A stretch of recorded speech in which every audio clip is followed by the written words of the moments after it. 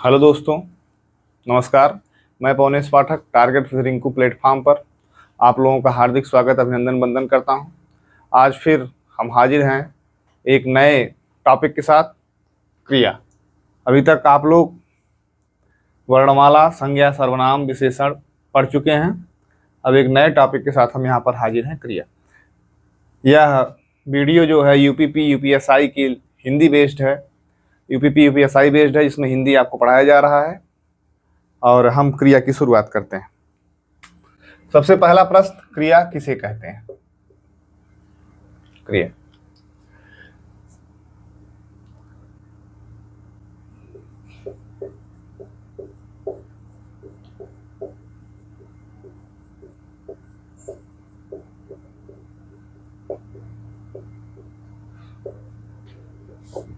क्रिया का शाब्दिक अर्थ है कार्य का करना या होना। अर्थात जहां किसी कार्य का करना या होना पाया जाए वह क्रिया होती है। जहां किसी कार्य का करना या होना पाया जाए वह क्रिया होती है। इसकी परिभाषा लिखिए। जिस शब्द से या शब्द समूह से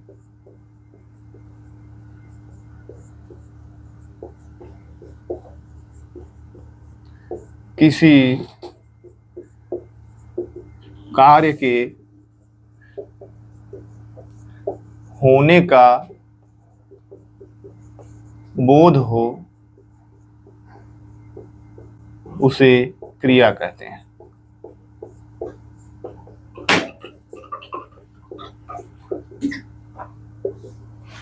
क्रिया की परिभाषा क्या है मित्रों? जिस शब्द से या शब्द समूह से जिस शब्द समूह से किसी कार्य के होने का बोध हो वह क्रिया है।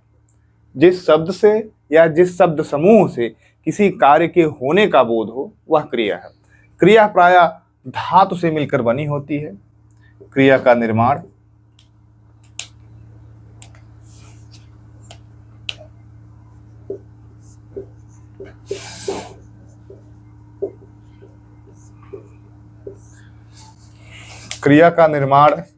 धातु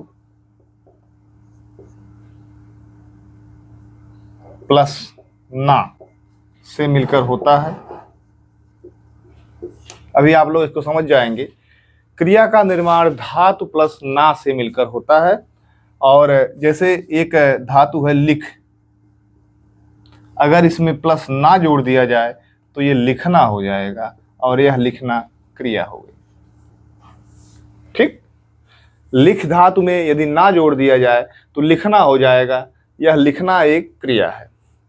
उसी तरह एक धातु है पठ, पठ धातु में यदि ना जोड़ दिया जाए तो यह पढ़ना हो जाएगा और पढ़ना एक क्रिया। तो कहने का तात्पर्य है कि जिस शब्द से या जिस शब्द समूह से किसी कार्य के होने का बोध हो वह क्रिया है। जिस शब्द से या जिस शब्द समूह से किसी कार्य के होने का बोध हो वह क्रिया है। और क्रिया का निर्माण प्रायः धातु प्लस ना से मिलकर होता है। जैसे पठ धातु में ना जोड़ दिया गया तो पढ़ना हो गया, लिख धातु में ना जोड़ दिया गया तो लिखना हो गया। तो इस तरह क्रिया का निर्माण होता है। अब क्रिया के भेद कितने होते हैं इसको आप देखेंगे।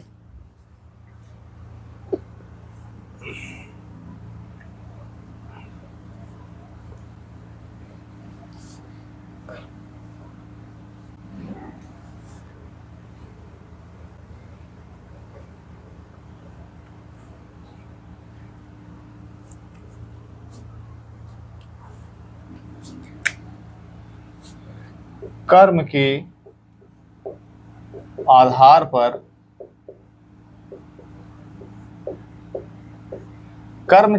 पर क्रिया दो प्रकार की होती है।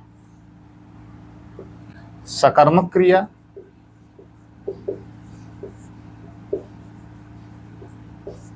अकर्मक क्रिया।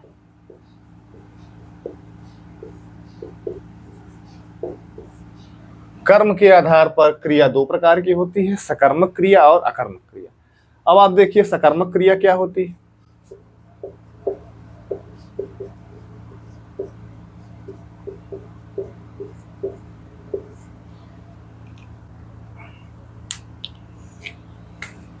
ऐसी क्रिया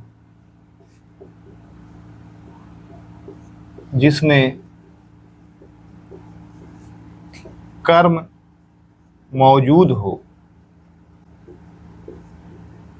वह सकर्मक क्रिया होती है। ऐसी क्रिया जिसमें कर्म मौजूद हो वह सकर्मक क्रिया होती है। अब इसको आप उदाहरण समझिए। विक्रम आम खा रहा है। यहां पर खाना क्रिया है, यहां पर खाना क्रिया है, लेकिन क्या खा रहा है? जब आप प्रश्न पूछेंगे विक्रम क्या खा रहा है, तो आम खा रहा है। आम क्या है? कर्म। कर्म ये है क्या है? क्रिया। यहां आपने ध्यान दिया कि विक्रम आम खा रहा है, अर्थात आम क्या है? कर्म है, और खाना क्या है? क्रिया है। तो यहाँ कर्म के साथ क्रिया आई है, मतलब हमें ये पता है कि क्रिया के साथ कौन सा कार्य हो रहा है, कौन सा कर्म हो रहा है। तो आम खाना जो है यह एक कर्म है और विक्रम यह कर रहा है। तो आप समझ गए होंगे सकर्मक क्रिया कैसे कहते हैं। ऐसी क्रिया जिसमें कर्म मौजूद हुआ सकर्मक क्रिया कहलाती है। अब आप अकर्मक देखिए।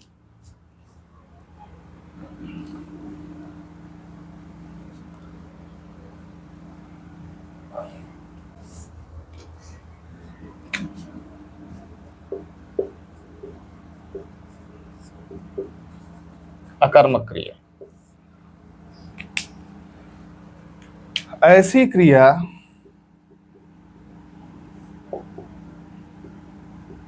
जिसमें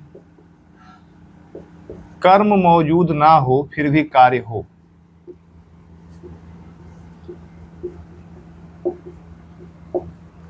ऐसी क्रिया जिसमें कर्म मौजूद ना हो वह क्या है? अकर्मक क्रिया। एग्जाम्पल देखिए, वही एग्जाम्पल रख रहे हैं। विक्रम खा रहा है।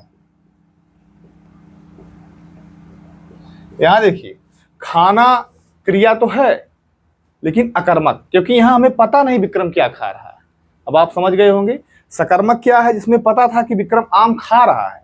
यहां पर अकर्मक में क्या है? यहां हमें पता ही नहीं विक्रम क्या खा रहा है, लेकिन विक्रम कुछ खा रहा है। कार्य तो यहां भी हो रहा है और कार्य वहां भी हो रहा था, लेकिन दोनों में डिफरेंस ये है कि विक्रम वहां आम खा रहा था, यहाँ विक्रम क्या खा रहा है हमें इसके विषय में कोई जानकारी नहीं है।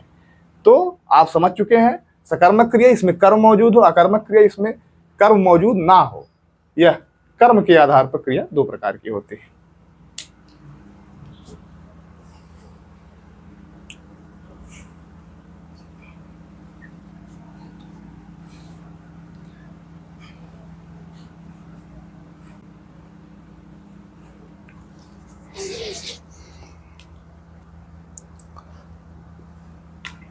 संरचना की दृष्टि से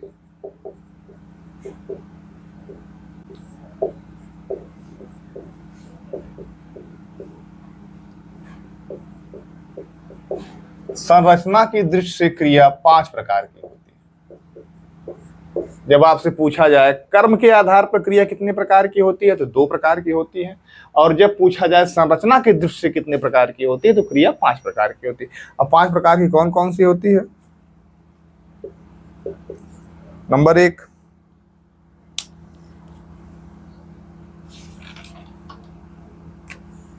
सामान्य क्रिया।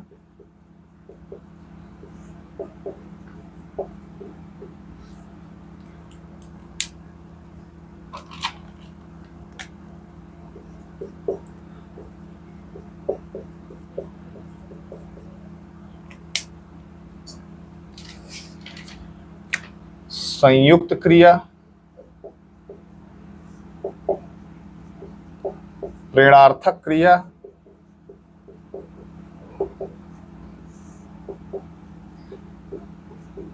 पूर्णकालिक क्रिया,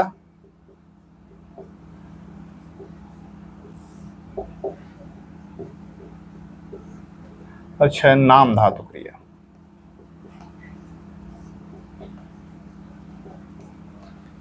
ये आप 5 प्रकार की क्रिया को देखेंगे जो संरचना की दृष्टि से 5 प्रकार की क्रिया होती है। कौन कौन सी? सामान्य क्रिया, संयुक्त क्रिया, प्रेरणार्थक क्रिया, पूर्णकालिक क्रिया और नाम धातु क्रिया। संरचना की दृष्टि से 5 प्रकार की क्रिया होती है। आप इसको लिख लेंगे अब हम एक एक क्रिया का स्टेप बाय स्टेप अध्ययन करेंगे।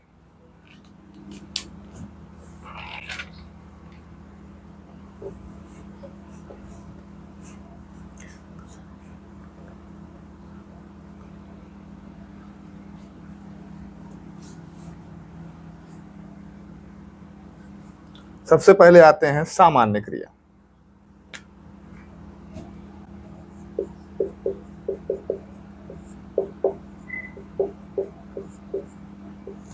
सामान्य क्रिया क्या है? ऐसी क्रिया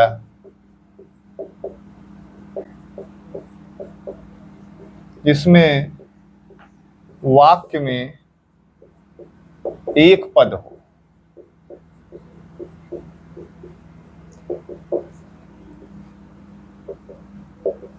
ऐसी क्रिया जिसमें वाक्य में एक पद हो या एक क्रियापद हो।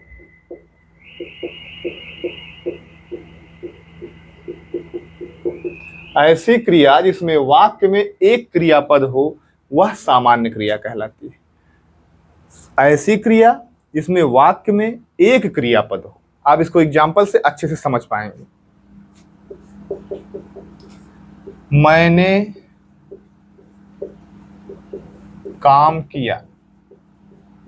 अब देखो, एक सामान्य सा वाक्य है, मैंने काम किया। यहां पर जो किया है, करना, यह क्या है? सामान्य क्रिया।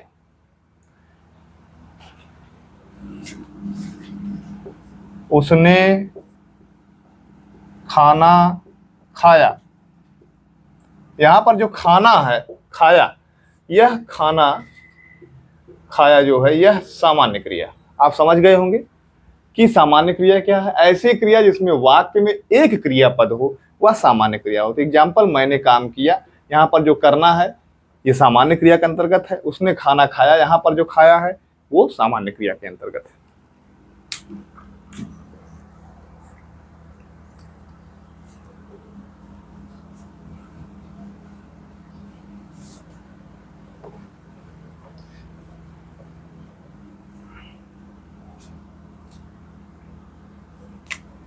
संयुक्त क्रिया।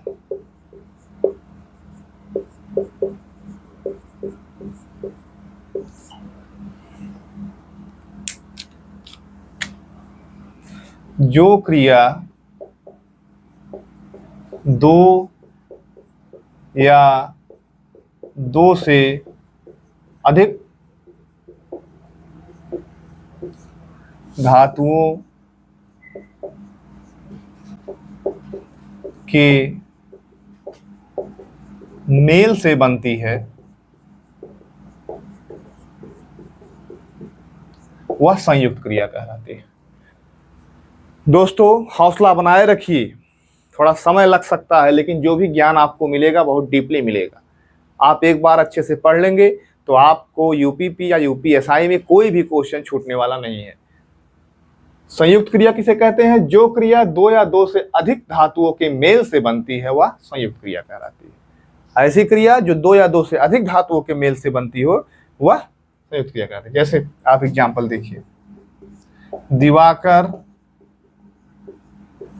घर पहुंच गया। अब आप यहां ध्यान दीजिए, दिवाकर घर पहुंच गया। यहां पर दो क्रिया का प्रयोग हुआ है, पहुंच और गया। पहुंच और गया, यहां पर आप ध्यान देखिए, ये क्या है?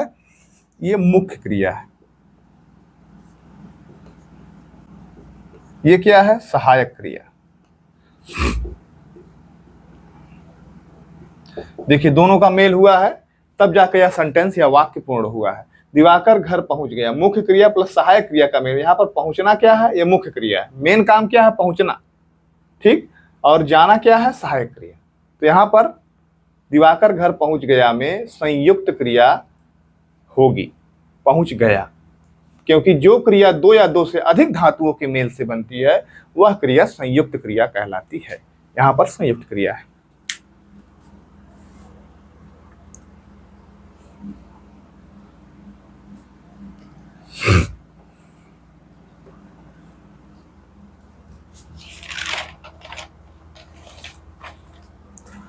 अब कभी कभार एग्जाम में पूछा जाता है कि अर्थ के आधार पर संयुक्त क्रिया के कितने भेद होते हैं। ये हमेशा नहीं पूछा जाता, लेकिन यह क्वेश्चन काफी डेप्थ में है। अर्थ के आधार पर संयुक्त क्रिया के कितने भेद होते हैं, तो आप लिख लीजिए अर्थ के आधार पर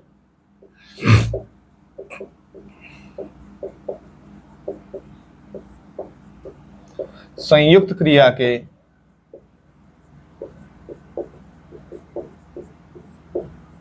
ग्यारह भेद होते हैं।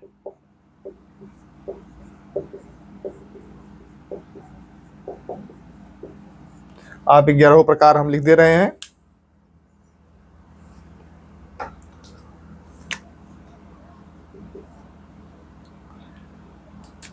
आरंभ बोधक क्रिया, आरंभ बोधक संयुक्त क्रिया,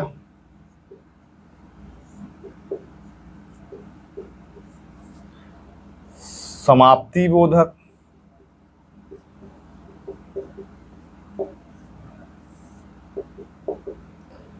अवकाश बोधक,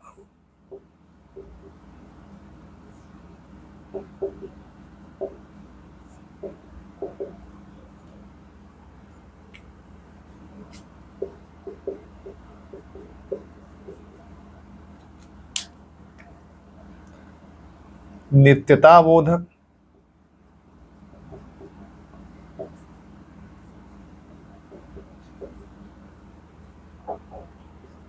आवश्यकता बोधक,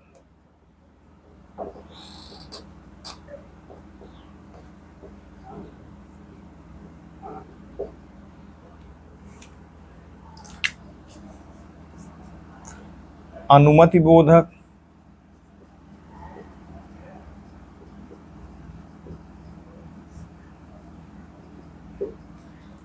छह हो गई।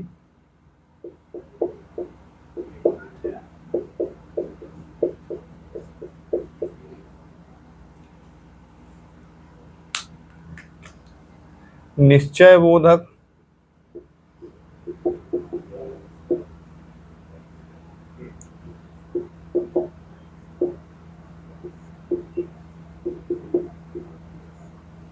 इच्छा बोधक,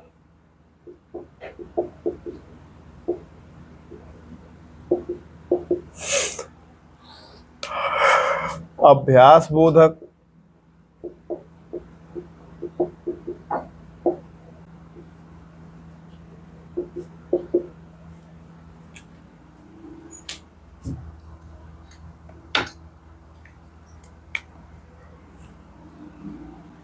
शक्ति बोधक,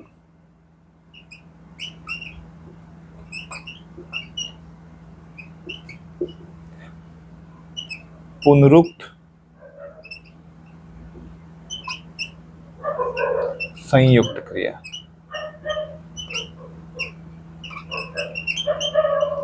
आप लोगों ने देखा ये टोटल 11 प्रकार की क्रियाएं संयुक्त क्रिया के अंतर्गत आती हैं। अगर पूछा जाए अर्थ के आधार पर संयुक्त क्रिया के कितने भेद होते हैं, तो 11 भेद होते हैं। प्राय यही पूछा जाता है कितने भेद होते हैं। अगर आपके ऑप्शन में 11 आए तो 11 पे आप सही ट्रिक कर देंगे। और 11 के प्रकार आप देख सकते हैं, आरंभ बोधक संयुक्त क्रिया, समाप्ति बोधक संयुक्त क्रिया, अवकाश बोधक संयुक्त क्रिया, नित्यता बोधक संयुक्त क्रिया, आवश्यकता बोधक संयुक्त क्रिया, अनुमति बोधक संयुक्त क्रिया, निश्चय बोधक संयुक्त क्रिया, इच्छा बोधक संयुक्त क्रिया, अभ्यास बोधक संयुक्त क्रिया, शक्ति बोधक संयुक्त क्रिया, पुनरुक्ति संयुक्त क्रिया। इतने प्रकार की 11 प्रकार की संयुक्त क्रियाएं होती हैं। अब हम आगे चलते हैं, इसको आप लोग लिख लीजिए।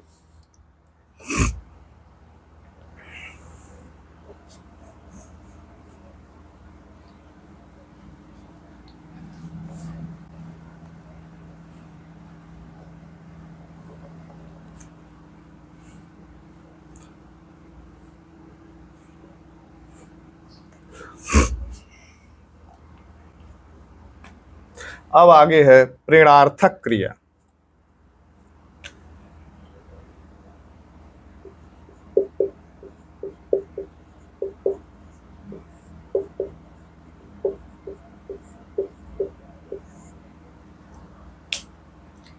प्रेरणार्थक क्रिया किसे कहते हैं? ऐसी क्रिया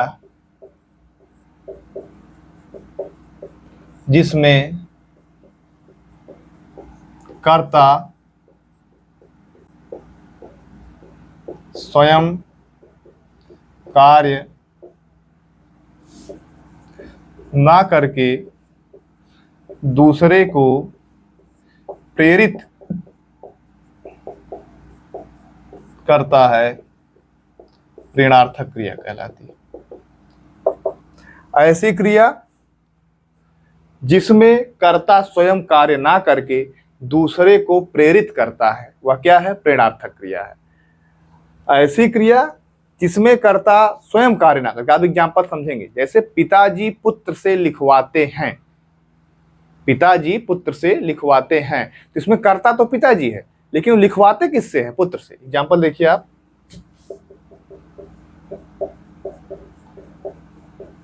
पिताजी पुत्र से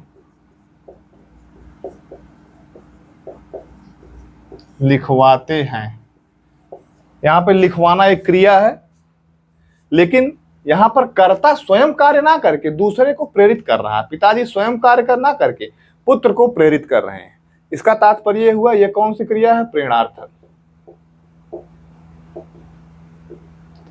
लिखवाना कौन सी क्रिया है? प्रेरणार्थक। आप समझ में आ गया होगा आप लोगों को। प्रेरणार्थक क्रिया ऐसी क्रिया जिसमें कर्ता स्वयं कार्य ना करके दूसरे को प्रेरित करे, वह प्रेरणार्थक क्रिया है। पिताजी पुत्र से लिखवाते हैं, यहां पर लिखवाना प्रेरणार्थक क्रिया के अंतर्गत आता है।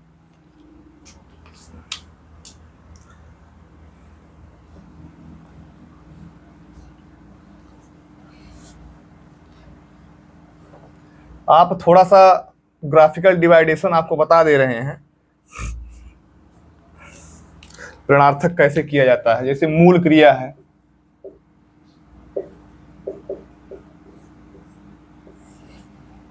प्रथम प्रेरणादायक,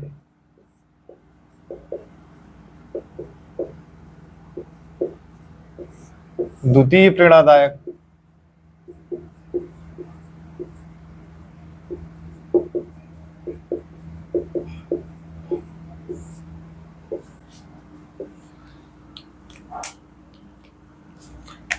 जैसे मूल क्रिया लिखना हो गई। अब इसका प्रथम प्रेरणादायक क्या होगा? लिखाना। द्वितीय प्रेरणार्थक क्या होगा? लिखवाना। जैसे प्रथम क्रिया सोना हो गया, इसका प्रथम प्रेरणादायक क्या होगा? सुलाना। द्वितीय प्रेरणादायक क्या होगा? सुलवाना। से प्रथम प्रेरणादायक पढ़ना हो गया, मूल क्रिया। प्रथम प्रेरणादायक क्या होगा? पढ़ाना। द्वितीय प्रेरणादायक क्या होगा? पढ़वाना। आप लोगों को समझ में आ गया होगा प्रेरणार्थक क्रिया क्या है। जैसे मूल क्रिया लिखना है, तो लिखना का प्रथम प्रेरणार्थक क्रिया क्या होगा? लिखाना। द्वितीय प्रेरणार्थक क्रिया क्या होगा? लिखवाना। सोना है, सोना का प्रथम प्रेरणादायक क्या होगा? सुलाना। द्वितीय क्या होगा? सुलवाना। पढ़ना है, पढ़ना का प्रथम प्रेरणार्थक क्या होगा? पढ़ाना। द्वितीय प्रेरणार्थक क्या होगा? पढ़वाना। प्रेरणार्थक क्रिया आप लोगों को समझ में आ गई। इस तरह प्रेरणार्थक क्रिया का मूल क्रिया से परिवर्तन होता है।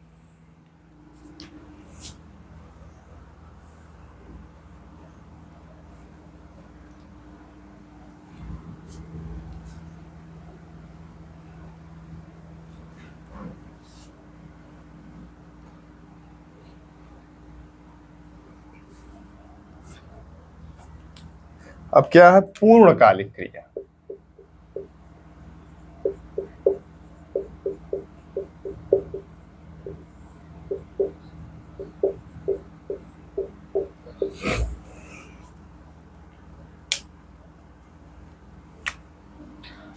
जब कर्ता एक क्रिया संपन्न कर दूसरी क्रिया में संलग्न हो जाए,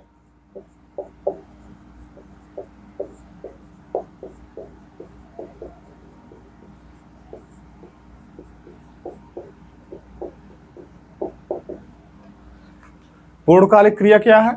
जब कर्ता एक क्रिया संपन्न कर तत्काल दूसरी क्रिया में संलग्न हो जाए तो वहां पर पूर्णकालिक क्रिया होती है। जब कर्ता एक क्रिया, अभी आप एग्जाम्पल से अच्छे से इसको समझ पाएंगे, एक्सप्लेन कर पाएंगे। जब कर्ता एक क्रिया संपन्न कर दूसरी क्रिया में तत्काल त्वरित लग जाए तो वह पूर्णकालिक क्रिया होती है। जैसे एग्जाम्पल देखिए, पिताजी खाकर दफ्तर गए, तो यहां पर पूर्णकालिक क्रिया क्या है? खाकर। यहां देखिए दो कार्य हो रहा है, ध्यान से देखिएगा। पिताजी खाकर दफ्तर गए, मतलब खाना भी खाए और दफ्तर भी गए, दो कार्य एक साथ हो रहा है, किंतु इसमें एक पूर्णकालिक है, खाकर। क्योंकि खाना जो है खाकर उसके बाद ये तुरंत दफ्तर गए।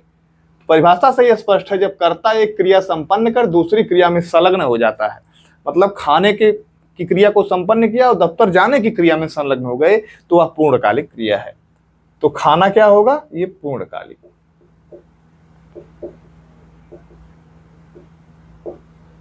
समझ में आया? पूर्णकालिक क्रिया क्या है? जब कर्ता एक क्रिया को संपन्न कर दूसरी क्रिया में तत्काल संलग्न होता है, तब उसे हम पूर्णकालिक क्रिया कहते हैं। एक और उदाहरण देख लीजिए।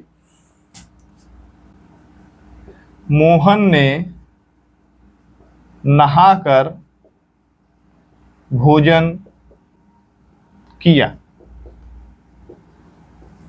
देखिए इसको भी आप दो वाक्यों में डिवाइड कर सकते हैं। नहाकर क्या होगा? ये पूर्णकालिक क्रिया है, मतलब मोहन ने नहाया भी, उसके बाद भोजन भी किया। यहां पर दो कार्य एक साथ हो रहे हैं, एक कार्य तत्काल संपन्न करके दूसरे काल में तत्काल संलग्न हुआ जा रहा है। तो नहाना क्या है? पूर्णकालिक क्रिया। आप पूर्णकालिक क्रिया को अच्छे से समझ चुके होंगे हमारे हिसाब से। अब हम आगे चलते हैं नाम धातु क्रिया।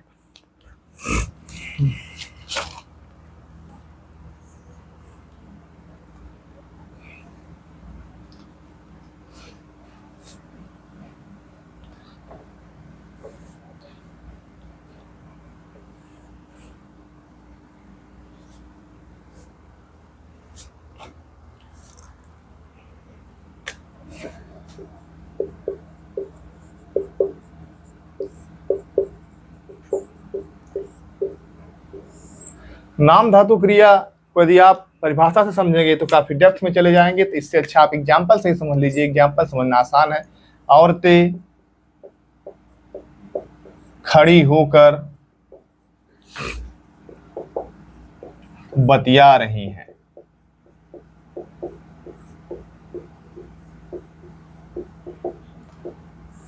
यहां ध्यान दीजिए, अर्थात ये जो बतियाना है यानी बात करना, यहां पर नाम धातु क्रिया। नाम धातु क्रिया में प्रायः अपभ्रंश शब्दों का प्रयोग होता है। औरतें खड़ी होकर बतिया रही हैं, तो यहां बतियाना ये नाम धातु क्रिया। आपके पास जब ऐसे सेंटेंस आएंगे तो आप तुरंत समझ जाएंगे कि जहां पर थोड़ा भी अपभ्रंश हिंदी का प्रयोग हो, या जो शुद्ध विशुद्ध हिंदी ना हो, वहां पर नाम धातु क्रिया होती है। ठीक, दूसरा उदाहरण देखिए। राहुल आम देखकर ललचा रहा है। यहां पर देखिए ललचाना क्या है? ये भी नाम धातु क्रिया। आपको समझ में आ गया होगा नाम धातु क्रिया क्या है? ऐसी क्रिया जहां पर अपभ्रंश शब्दों का प्रयोग हो, जो प्रायः थोड़ी देसी या का सम्मिश्रण हो, वहां पर नाम धातु क्रिया होती है। जैसे औरतें खड़ी होकर बतिया रही हैं, तो बतियाना यहाँ पर नाम धातु है। राहुल आम देखकर ललचा रहा है, तो ललचाना यहाँ पर नाम धातु है। इस तरीके से आप नाम धातु क्रिया को समझ चुके, आप पांचों प्रकार की क्रिया को समझ चुके हैं। एक नोट है,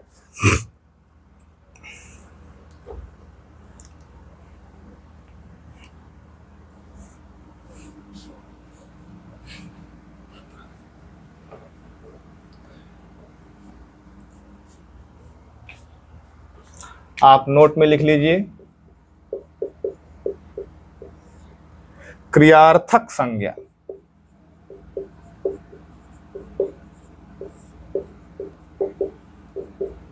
इसके विषय में जानकारी होना आपको आवश्यक है। क्रियार्थक संज्ञा किसे कहते हैं? जब क्रिया संज्ञा की तरह व्यवहार में आए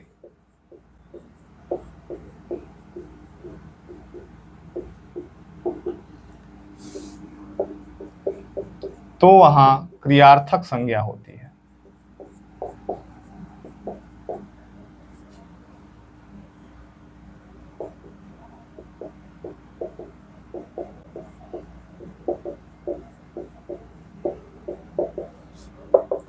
क्रियार्थक संज्ञा क्या है? जब क्रिया संज्ञा की तरह व्यवहार में आए। जैसे राम एक संज्ञा है, राम का प्रयोग प्रायः वाक्य के आरंभ में किया जाता है। उसी तरह जब भी क्रिया का प्रयोग वाक्य के आरंभ में किया जाए और प्रायः वह एक संज्ञा की तरह व्यवहार करे, तब वहां पर क्रियार्थक संज्ञा होती है। आप एग्जाम्पल समझिए। टहलना स्वास्थ्य के लिए लाभदायक है।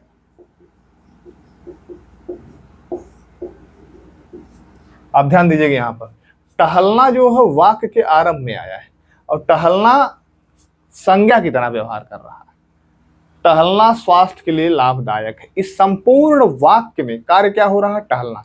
तो टहलना ही तो क्रिया होगी, लेकिन यह कौन सी क्रिया? क्रियार्थक संज्ञा है, क्योंकि यह वाक्य के आरंभ में आई है और यह संज्ञा की तरफ पेश आ रही है, तो इसको हम क्रियार्थक संज्ञा कहेंगे। अब आप समझ गए होंगे क्रियार्थक संज्ञा क्या है।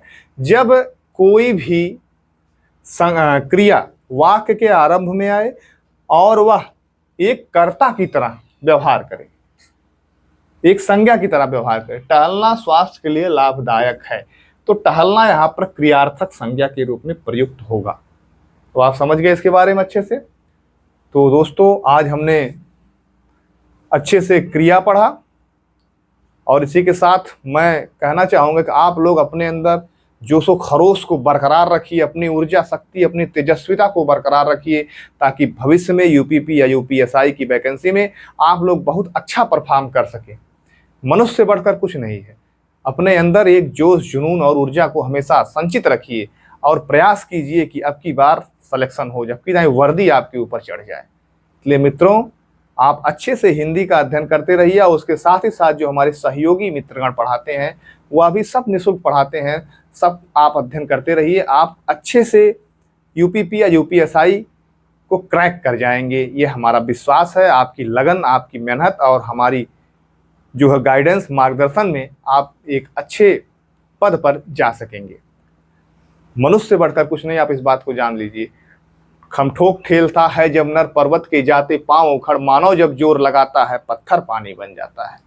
इसलिए आप जोर लगाइए, आप पत्थर को भी पानी में बदलने की क्षमता रखते हैं, आपके पास वो शक्ति है, वो ऊर्जा है। चलते हैं दोस्तों, फिर मिलेंगे। जय हिंद।